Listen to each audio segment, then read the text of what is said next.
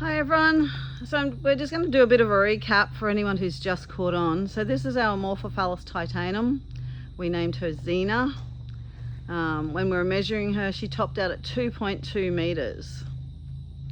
So I'll just get Neil to run you through our timeline of what happened.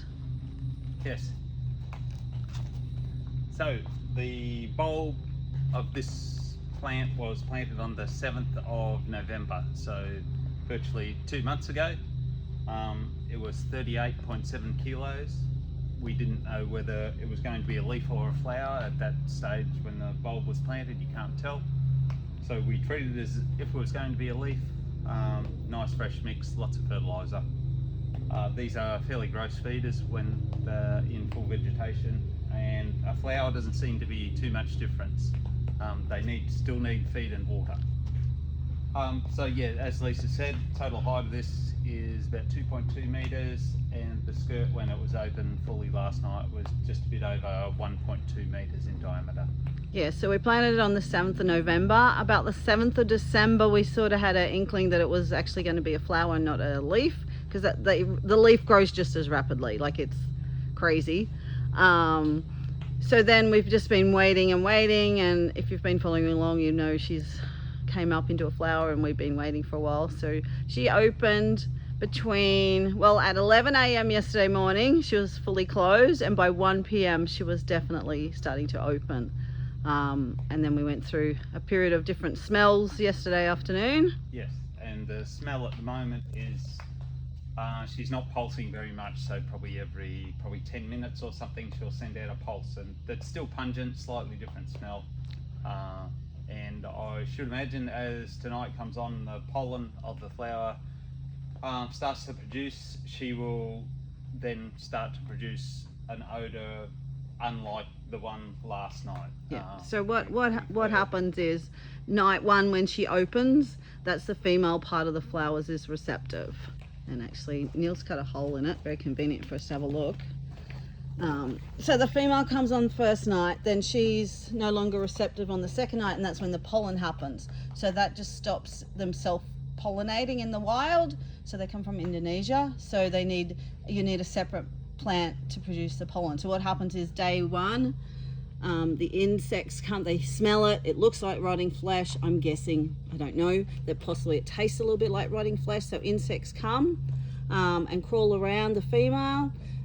And then day two, the female's no longer receptive. The pollen starts, the male bit. So the insects leave, they walk through the pollen, and hopefully they, instead of going to a rotting carcass, they actually go to another flower with pollen on their feet and take that to the female. Now if you look down, those little black things to the left of screen, black shiny things, they're actually carrion beetles. So in Indonesia, that's one of the main pollinators. I haven't seen anyone else with videos of carrion beetles, but our nursery's surrounded by bush, and we don't use chemicals. So I'm guessing, and we've never seen these beetles before anywhere, so I'm guessing they've just come in from the wild, smelling it. And even though we were in the nursery, we could smell this outside yesterday when it got to its peak. And Neil said pulsing smell. It is like a pulse. If you're standing right next to it, you just smell a bit of an odor, and then you start to smell, suddenly you get a big whiff of it, like she's pulsing out. And when that was happening, the big spadix, the big tall column you see, it started to shrink. So it started to shrink in as the smell came on. So during the afternoon we had lots of blowflies, and we hardly ever see a fly here, but we had blowflies and the blue bottle flies, and actually some have laid their eggs here.